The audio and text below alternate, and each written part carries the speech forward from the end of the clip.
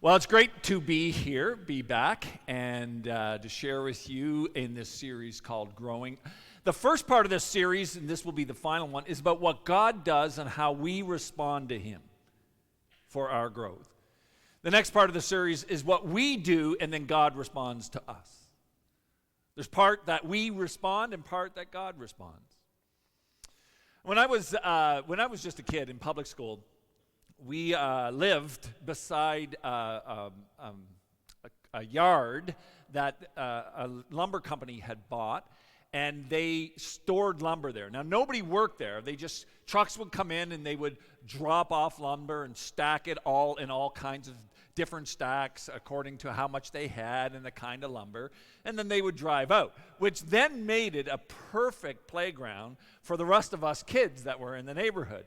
And we used to be there all the time. And one of our favorite games was called Chicken. And I'm sure you get it. Somebody would make a jump. They would yell, "Chicken!" And then we'd all come around and then they'd make a jump. And you had 3 chances to make that jump or to chicken out. And if you didn't make it or you chickened out, you were out of the game. And, of course, the final person that wasn't going to the hospital or that had made the jump and nobody else would make, they were the winner. And of all the times we played that game, there's one time I remember really clearly. I was tall when I was a kid, too, so I could often make the jumps. And so I was usually one of the people that was near the end of the game of chicken. But there was one jump one kid called, and it was like a stack of lumber that was probably about, I think it was 20 feet tall when I was that age. It was probably only about 8 or 10 feet high. And then there was another stack that was probably about 4 or 5 feet high, and we were to jump down onto that. And that doesn't sound that hard, except there was another stack that was probably 12 feet high, and the corner of that stack came out, and you had to kind of jump around the corner while you were coming down to the other side. And so the first guy, Bobby, he did the jump, and I thought that was pretty cool. And then Kenny did the jump, and then it was my turn, and I was standing there, and I could not get over the fact of that corner sticking out. And I was sure I was going to hit that corner and then fall on my head, which I didn't want to do. And so as I was standing there, I kept screwing up my courage, and I'd get ready, and then I'd go to jump, and then I'd back down. And 3 times I did that until finally the kid behind me said, "What are you waiting for?"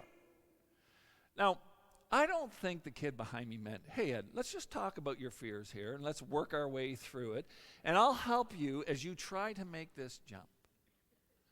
No, I can't even remember the kid that was behind me. The kid was like, "Will you hurry up? Will you either jump or get out of the way? I want to go. What are you waiting for?" I think sometimes we need to ask ourselves that question, or we need somebody in our lives that says, "What are you waiting for?" Think about the things that we hesitate on, that we have doubt about or fear, or we don't believe that God will help us if we make this jump. Think about the person that you believe God has led you to, but you're holding off making the decision to give that ring. Or the ring has been offered, and you're holding off because you're too afraid, you're too filled with doubt to say yes. I'm sorry for the elbow in the ribs you just received. I'm just trying to talk into your life. Don't help anybody. If you're elbowing anybody, stop it.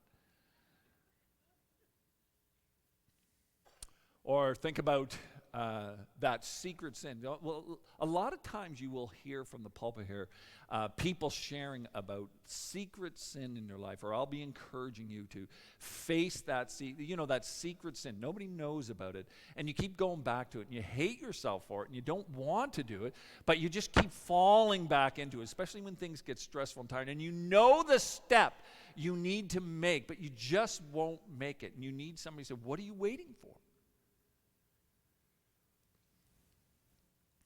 Or maybe you're thinking about having kids, and you're afraid.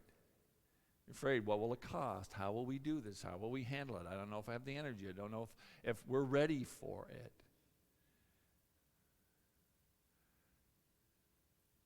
or the opportunity that God has given you. You've prayed about starting that business or making that step in your career, and the opportunity has opened up, but all of you're standing there and you're not sure if you want to make it. The doubt and the fear and the concerns and the unknown, and you're standing there and you won't jump. And you're like, what are you waiting for? You know, we've been talking about how we reach people around us, that people God has brought into our lives that are not followers of Jesus. And we said, you know, that's the 3 I's: intercede, invite, or intercede and be involved and invite. And you've been praying, you've been interceding for people, and you've been involved in their life, but you're stuck. And what about that inviting those people into a conversation about who Jesus is, and is heaven real? Is hell real? Is the Bible trustworthy? Those kinds of conversations that help people begin to think about having faith in Jesus. And what are you waiting for?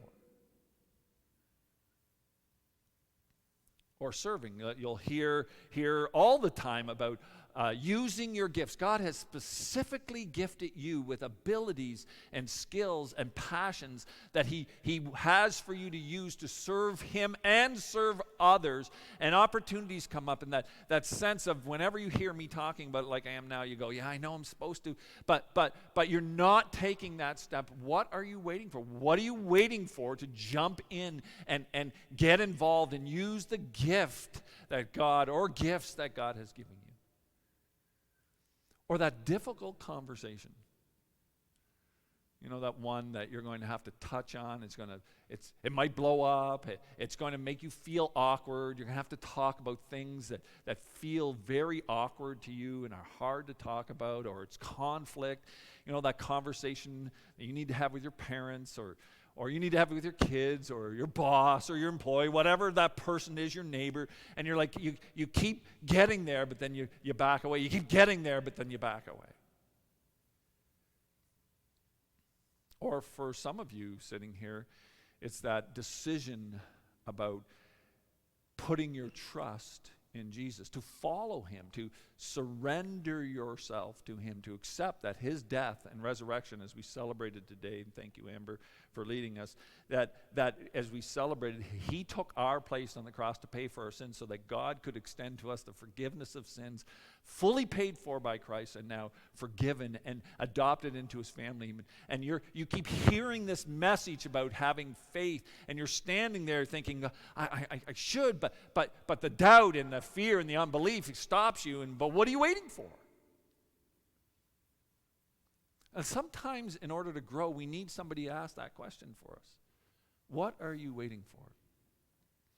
That question was asked and faced by Thomas. If you'll turn in your Bible to John chapter 20, whether it's you're watching it, reading it on the screen, or whether you have your own Bible in whatever form you have it, you'll join with me, John chapter 20.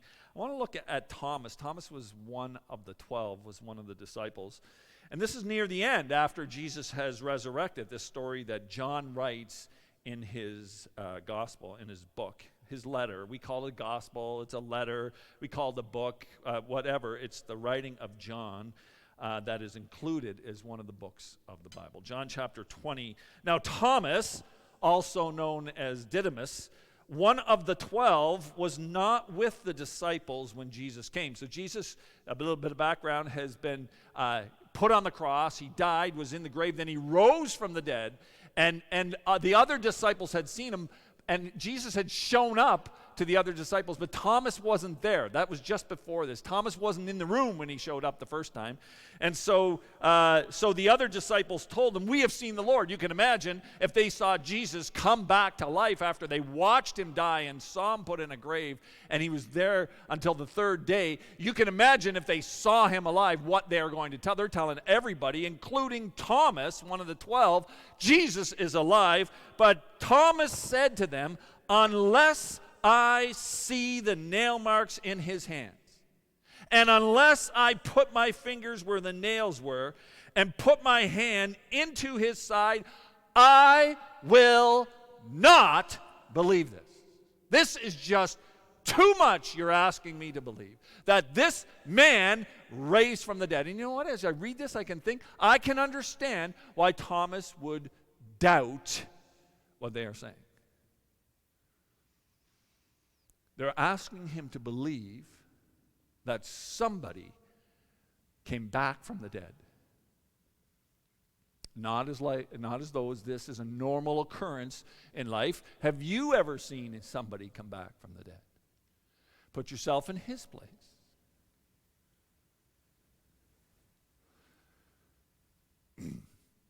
It's reasonable until you think a little bit deeper. See, the scriptures say that Thomas, one of the 12. Now, why was that put in there? Why is it significant that Thomas is one of the 12? Well, because the 12 were the 12 apostles, the 12 that followed Jesus, the 12 that he chose, and they had a front row seat. They had backstage passes to everything that Jesus did. I mean, Thomas was there for it all. I mean, he saw Jesus walk on water. Only 12 saw it because only 12 were in the boat. But he was one of the 12. He watched Jesus walk across the lake on water.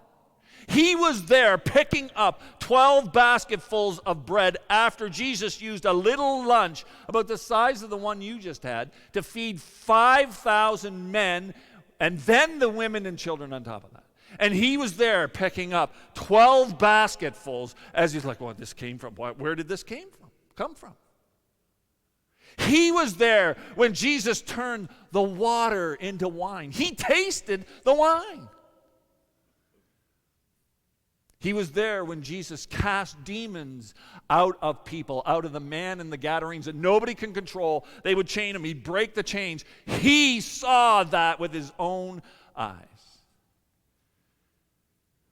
You know what else he saw? He saw Jesus raise not one, not two, but at least 3 people from the dead. He saw it. And if that was enough, he also had this. If I could see that next slide. Thomas had Jesus, sat there listening to Jesus teach the scriptures that foretold the resurrection. Jesus kept teaching about a resurrection, and he was one that heard Jesus teaching and was confused about it. But he heard about it. He sat there and listened to Jesus prophesy that in a few days the elders are going to take me, they're going to arrest me, they're going to torture me, I'm going to die, but on the 3rd day I'll raise from the dead. At least 3 times Jesus said that clearly to his disciples, told them what was going to happen. In fact, the religious leaders, they heard it too because they said he would rise from the dead. But Thomas was right there listening to Jesus. He watched Jesus raise other people from the dead. He heard his friends come back to him, like his acquaintances. People were telling, I've seen Jesus. Like the women that saw him after the tomb, and the 2 that were disciples who were on the road to Emmaus, they came back and said, Jesus, we saw him, he's alive from the dead. And he had his 10 other best friends, because Judas had hanged himself, but the other 10 told him, we have seen him arrive from the dead. He had all of that, and yet he said, I will not believe. Unless I see it, unless I touch him, I will not believe. Well, I don't think Thomas is on solid ground here. Jesus has given him enough to believe. Because if he gets what he asked for, he doesn't need to believe anymore, because it's fact, it's in front of him. Doesn't need faith. If he sees Jesus and touches his hand, puts his hand in his side, he doesn't need Jesus. He doesn't need faith. He doesn't need to believe. He doesn't need to trust Jesus. Because it's fact in front of him. Now, doubt is a funny thing. Doubt creeps into our minds and creates unbelief in our heart. And it pushes us away from God because we begin to doubt, like our mother Eve did. We begin to doubt the goodness of God and his reliability. And the longer, now mark my words carefully here, the longer we choose to sit in doubt and unbelief, the further away we go from God. The longer we choose to sit in doubt and unbelief. Now, don't get me wrong. I believe doubt and unbelief are very real things. I've had my battles with them. And I believe we need to take time to work through the emotions that come with doubt and the evidence we need in order to face doubt. The scriptures, the Bible and Jesus don't ask you to believe something that has no evidence to them. There's plenty of evidence for what he asks you to believe. And I believe we have to work through that. But there comes a point in our lives where we either choose to believe or we choose not to believe. And that's where Thomas is right now. He has enough evidence to believe what his friends are telling him. But he chooses not to believe it. He chooses to go maybe with his emotions, maybe with his fears, and saying, unless I see it, I'm not going to believe. Now here's the grace of Jesus. Verse 26, a week later, his disciples were in the house again, and Thomas was with them this time. So the 10 are there, plus Thomas, the 11 are all there. I suspect they're in the upper room. Though the doors were locked, Jesus came and stood among them and said, peace be with you. Now, I think that's supposed to be funny. Are you kind of one of those warped people like me that likes to scare people? It kind of gives you a laugh when you scare them, and they come around the corner and you, bah, and they go, ah, and, you laugh at that. My mother, man, I don't know how she put up with me. It was fun. It's fun scaring your mother. I don't know why. It just is. And I just wonder if Jesus had that smirk, because the doors are locked. John's saying, Jesus didn't bang at the door, let me in, let me in. They were sitting there talking, eating, whatever they're doing, and then all of a sudden Jesus is there, poof, and he's like, hey, peace be with you. While they're going to change their tunics. I think it's meant to be funny. At least I find it funny. And then Jesus turns to Thomas. Put your finger here. So I assume he offers his hand. They probably nailed Jesus in the wrist or right in the hand. Not likely the hand because it would rip away the wrist. So he would put out his hands and say, here, reach out your hand. Now touch, see that? Touch it. And now here, touch my side. Stop doubting and believe. Now this is a command. This isn't, you don't need to doubt anymore. It's you stop doubting and believe. You choose now to stop doubting and believe. I've given you all the evidence, and now I'm standing here. It's time for you to stop doubting and believe. It is something that Jesus expects Thomas to choose. I think it's something he expects us to choose.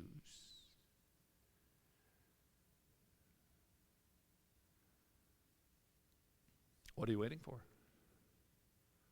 In your life, where fear and unbelief and doubt is filling that empty spot, why are you waiting to believe in Jesus?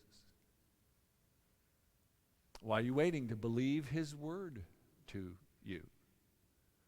Now, I don't want to be too hard on Thomas because I just came through the same thing. So I've shared with you that my son is going through a court case, has been for 5 years, to get time with his daughter from an estranged relationship. And for 5 years now, we have been in this process, and it's been long. And it's up and down, and we've prayed and we've sought God, and we've had people praying for the situation. They've been in and out of court, and it's been costing an incredible amount of money. And I was okay for 4 years, but then in the fall this year, we were set to go to a court date, a court case that would finally be, all the foolishness was done. It had to move forward, and it was at the point where it's like, yeah, we're going to finally move forward now. And 3 times in a row, he showed up at court, and they canceled the court date. 3 times. And you can imagine the emotional preparation and the prayer that we went into praying over our son and praying for the situation, and our expectations were rising, and then boom. And then again, and then boom. And then again, and then boom. And so finally, by the time December rolled around, I could hardly pray. And in my heart were doubt and unbelief. And this is what I was saying to God. If you really loved my son and my granddaughter, you would be doing something. You would not let this happen. All the time, all the energy, all the money, all the emotions that we have poured into this, and it just keeps getting delayed. Do you not love him? And then I began to wonder, can you even do anything about this? Now, this is a battle for me. I'm beginning to doubt God. And here's why. We're never supposed to have faith in the outcome of a situation, because what we pray for, what I was praying for, may not have been the best. I'm not all wise. I'm not all knowing. Just because I was praying for something, I don't say, God, I believe you will make it happen. Well, how do I know what I'm praying for is the best thing? My faith is not in I get the answer I'm praying for. My faith is that God is loving, and that he is in control, and that he will bring what is best for my granddaughter and my son and my wife and myself and my family. And that even if I'm off base asking for something that isn't the best, because God is loving, whatever happens, he will work it and make sure that what is best for all of us will take place. That's where my faith is. Not my faith in, oh God, you'll do what I'm praying for, but God, you will be true to your love, and you will be true to your word, and your control in this situation, and therefore I trust your love. I trust you as Lord, and I didn't. That's where I was falling. Because it had long since the things I'd prayed for had stopped from happening. Those due dates had long passed. And now I got to the point where I was beginning to doubt if God even loved us, or if he could do anything. Then, just a couple weeks ago, in later January, another court case. Sure, as if it's going to happen. That was my attitude going into it. Well, it happened. And a new judge came. And the judge residing over it looked at the whole case and said, this has gone on too long. This will be resolved by the fall. This child needs time with her father. Boom. Everything we had prayed for, everything we had hoped for, even everything we'd asked for, not everything, God changed some things, but God, in one court case, in one day, bam, laid it right there. So I had to go back to God. And I feel such deep sorrow and regret that I did not have the faith in God to carry me through those final months. Then I read verses like in Romans. Crystal said, in Romans it said, Abraham was strengthened in his faith. You know how long Abraham waited for God to give him his son? 25 years. And his wife, he was 100 when Isaac was born, and Sarah was 75. And it says in Romans, he was strengthened in his faith while he waited, while I was wilting in my faith.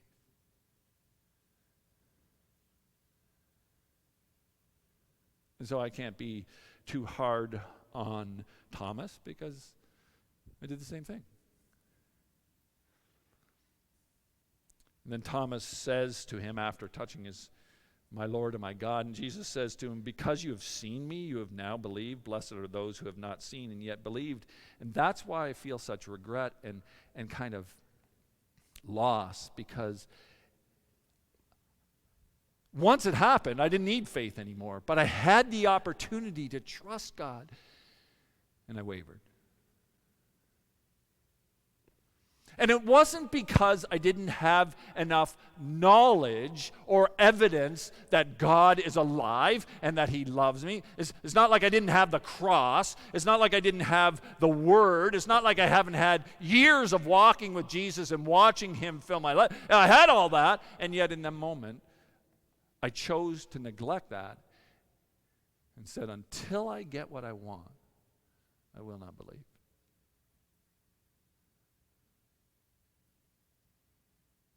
Now, the reason John writes this, he says in the next verses, now, Jesus performed many other signs in the presence of his disciples, which are not recorded here, but these are written.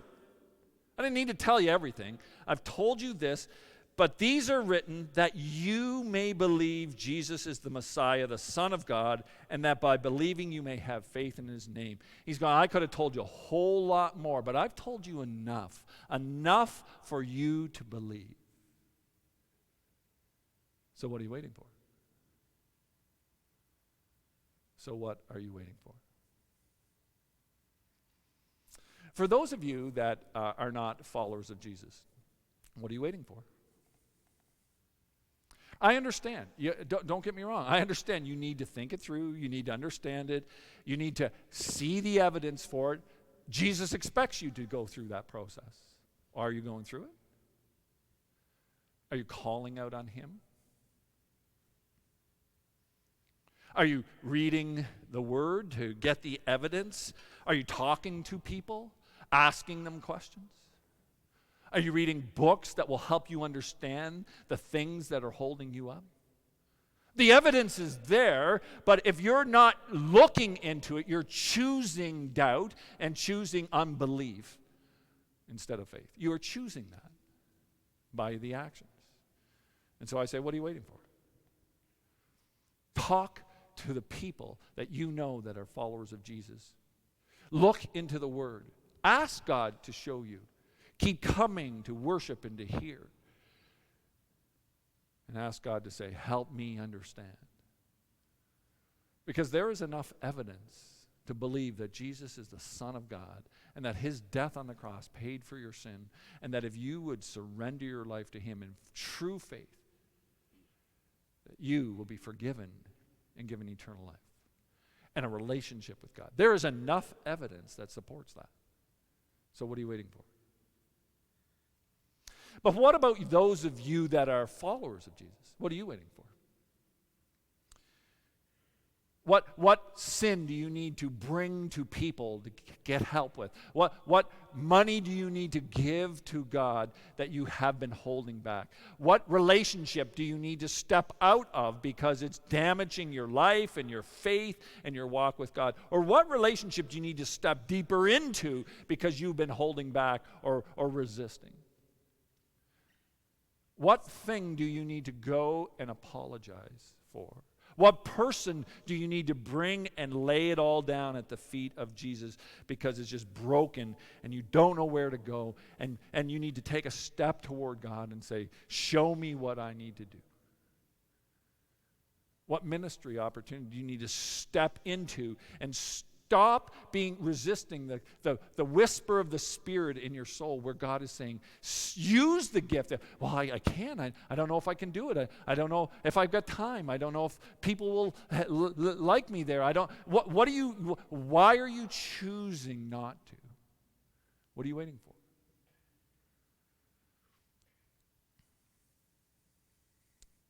Usually when we doubt unbelief, it's because we're saying to ourselves, I want more, or I want better time, or I want less pain. I want more pleasure before I make that step. I want more evidence before I make that choice. I want more in my life before I'm ready to go this next step. Or this is not a good time. I want a better time that I can work this all out, a better time in my life, a better time in my family, a better time in my business, a better time in my stage of life, whatever it is. Or I want less. This is costly. To take this step, to trust Jesus in this, and to take this step and to make the leap. Well, if I do this, then it's going to be really cost me with my family, or it's going to cost me with my business, it's going to cost me with my friendships and my relationships and my reputation. And usually because of those reasons, that's why we're doubting, and that's why there's unbelief. Now again, don't get me wrong, doubt and unbelief are very real things. I get it. They creep into our soul and they push us away from God. They have to be dealt with. We have to work through the emotions. We have to get the evidence. But are you doing that? Because Jesus also says that doubt and unbelief are a choice. And sometimes we're demanding evidence or demanding results that Jesus is never going to give us. You have enough. And so, like the words of that wise philosopher that was standing behind me on that pile of lumber, what are you waiting for? So I leapt. Because I asked myself, what am I waiting for? Why am I letting fear stop me? What are you waiting for? We will never grow. We will never grow until we're willing to exercise faith in what Jesus is calling us to do. Write that down. You will never grow. I will never grow until I'm willing to exercise faith in what Jesus is calling me to do. Let's pray. Jesus, you're good. I just thank you for your mercy to Thomas and to me, that when we have doubted you, you still kept whispering and calling. And that you have been faithful to your word and faithful to your love to us, faithful to your calling in our lives. And then when you call us to make those steps, you'll be faithful if we'll trust you. And so I want to pray for your people here who are struggling with fear and doubt and unbelief. They know you're calling them to a step in a relationship, a step in their finances, a step in an action or in a command that you've given, a step of obedience to believe. I pray you would give them the grace and the strength to trust you and to take that leap, that they may grow and experience a depth of your love and of your grace that they have never before experienced. Grant them the courage, God, to choose to believe you and take that step. May growth result in our lives because we have the kind of faith that we are willing to put our trust in you, to obey the commands that you've given us, to obey the leadings that you've brought in our life, to face our doubts and our fears, and to choose you instead. And in your name, your name who died for us and who expressed your love, the greatest love that could be, that you gave your life for us, we put our trust. Amen.